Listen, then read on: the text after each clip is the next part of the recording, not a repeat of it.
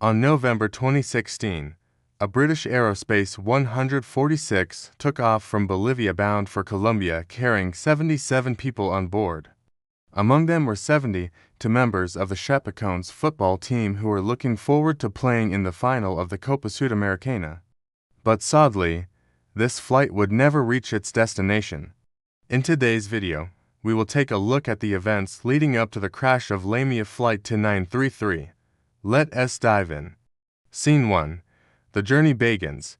The ill-fated journey started on November 28, 2016, when the British Aerospace 146, known as the 593 registered as CPR 2933, took off from Viru Viru International Airport in Santa Cruz de la Sierra, Bolivia at 8:15 p.m. local time.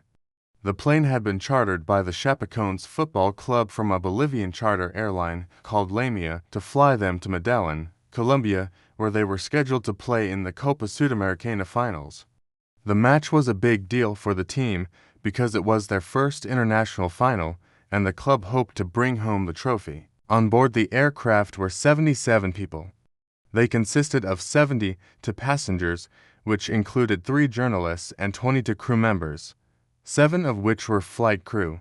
After takeoff, the pilots engaged the autopilot system and set the aircraft's destination to the José María Cordova International Airport in Medellin, Colombia. The autopilot system also allowed the pilots to program to waypoints into the navigation system. One waypoint was to get them to the intersection of the UIA airway at 37,000 feet, and the other waypoint was for the final approach into Medellin. At this point, everything seemed fine. Scene 2. A dangerous flight plan. Despite the excitement surrounding the upcoming game, there were troubling signs on the ground that no one seemed to notice.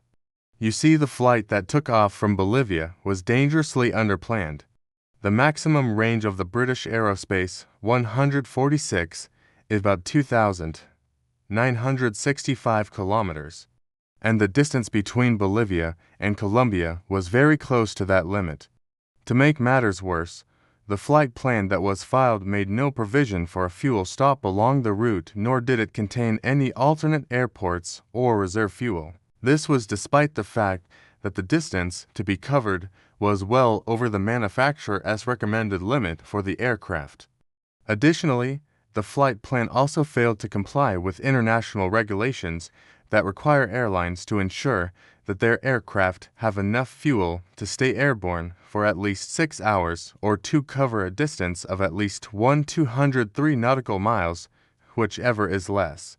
In fact, during the accident flight, the aircraft only had enough fuel to cover 2 hours and 52 minutes of flight time. That was way below the minimum required. But this wasn't even the worst part. You see, if the flight had gone according to the original plan, then the aircraft would have had to descend from its cruising altitude of 37,000 feet all the way down to 10,000 feet before reaching the airport. And the thing is, the British Aerospace 146 has a higher rate of fuel consumption at lower altitudes. This meant that the aircraft was expected to consume fuel at a rate of 4.3 tons per hour once it descended. Now consider the fact that the aircraft only had 9 tons of fuel on board to begin with. You can see just how little fuel they had available. Scene 3. Alarming decisions. As the aircraft approached its destination, the pilots began receiving warnings from the ground that there was a vessel in the vicinity that was experiencing some kind of emergency. The pilots then decided to alter the flight path to avoid the other plane. This maneuver required them to descend even lower than before. By this time, the pilots were getting increasingly worried about whether they had enough fuel to make it to the airport. They could see that the fuel quantity indicators were dropping rapidly, and they knew that they needed to take action quickly. The first officer asked the captain if he wanted to divert to another airport, and the captain responded by saying, "No, we're good." Sadly, they didn't make it.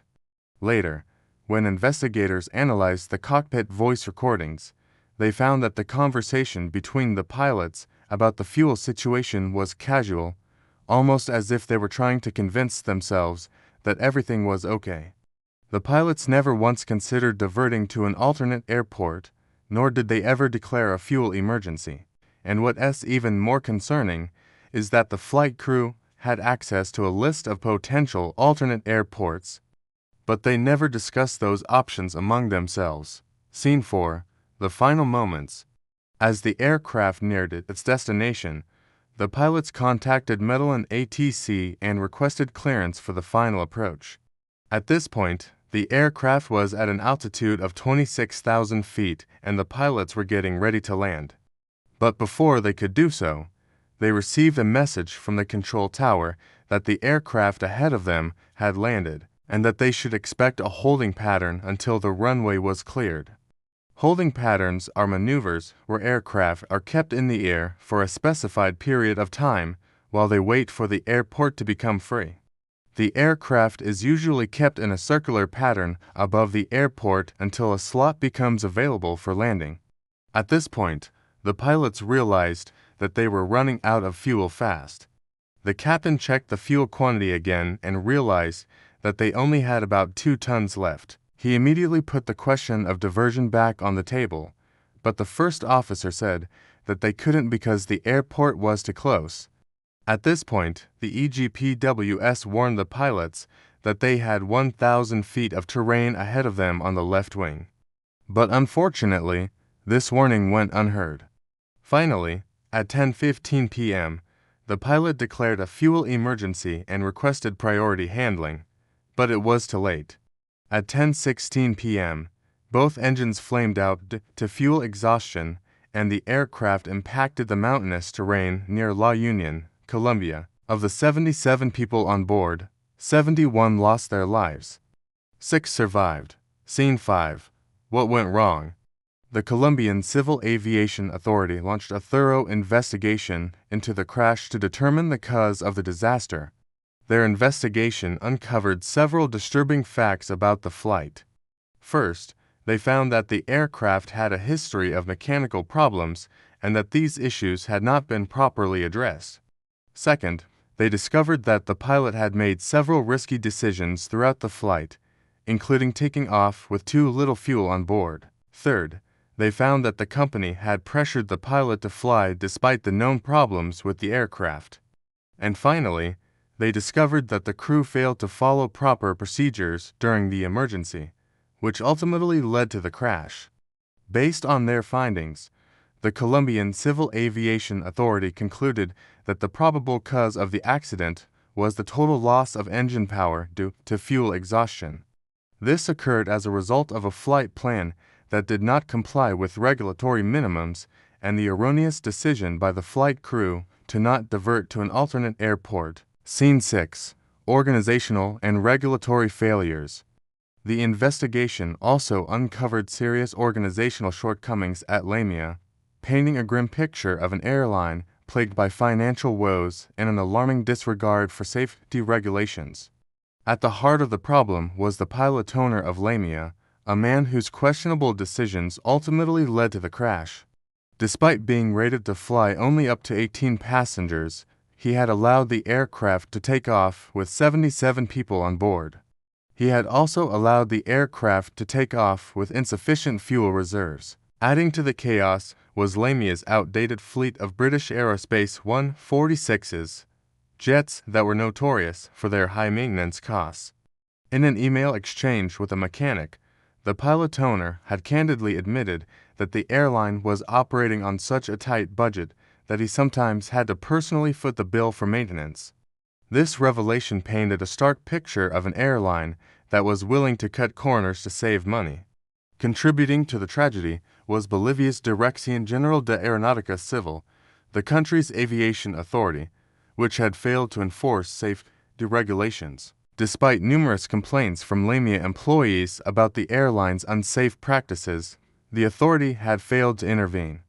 This dereliction of duty allowed LaMia to continue flying with a chronically understaffed maintenance department and a fleet of aging aircraft that were not properly maintained. Scene 7. Aftermath and legal actions.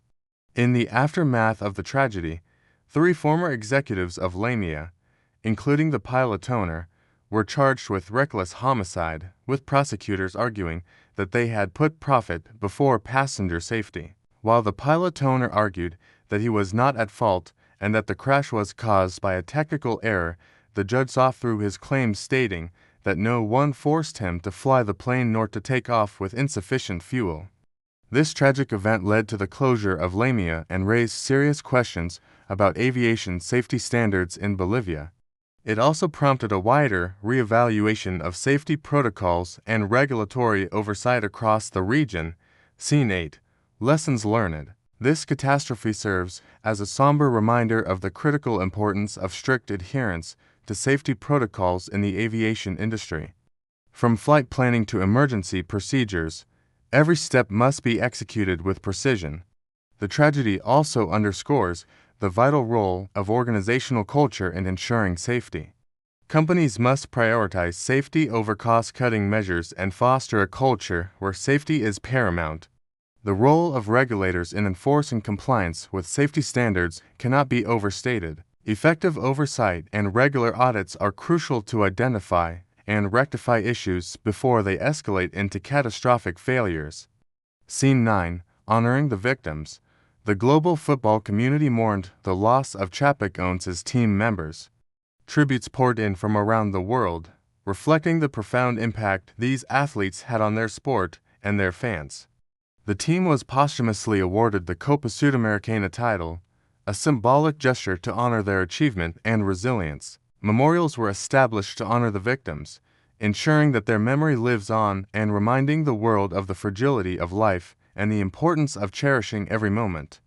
We hope that this video has provided you with some insight into the events leading up to this tragic crash. If you have any thoughts or opinions about the matter, please feel free to share them in the comments section below. We would love to hear from you. If you enjoyed this video, please give it a thumbs up and don't forget to subscribe for more updates.